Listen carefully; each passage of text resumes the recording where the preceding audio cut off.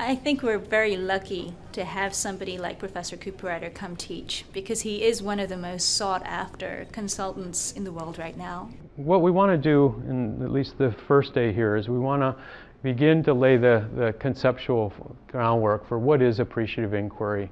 How can it help us unlock innovation and creativity and bring people together in ways that other change management processes cannot do?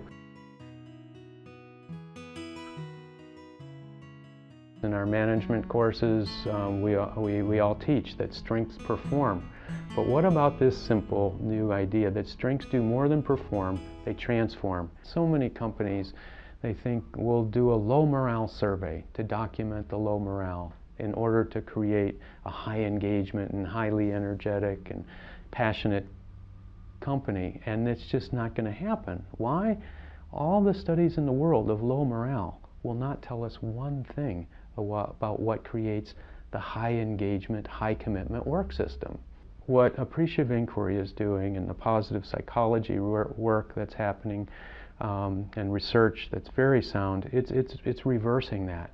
It's staying, instead of 80% of our attention on what's wrong, what's broken, on depression and so on, that leading change is all about strengths. That's all. You know, it has nothing to do with weaknesses.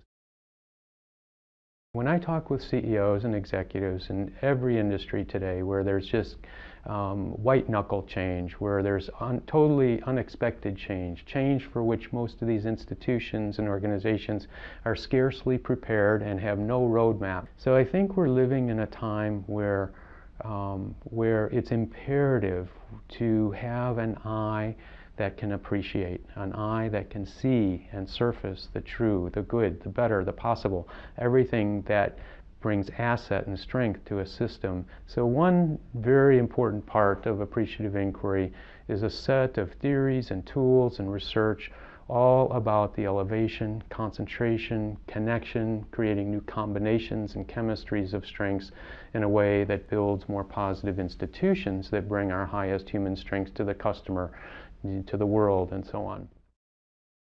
The Drucker School, I think, is a very, very fertile place for this kind of thinking, because Peter Drucker, he really did feel that management and business and the kind of management that he was talking about, that it is probably the most positive force in a society.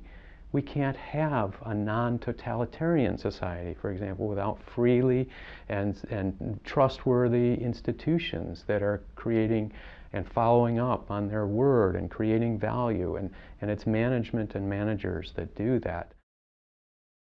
I sat down with Peter Drucker, and he wanted to hear about the theory and the practice of appreciative inquiry and the design of more positive institutions that we were working on. And at the end of the day, I said, but Peter, you've written more on management and leadership than anybody in history.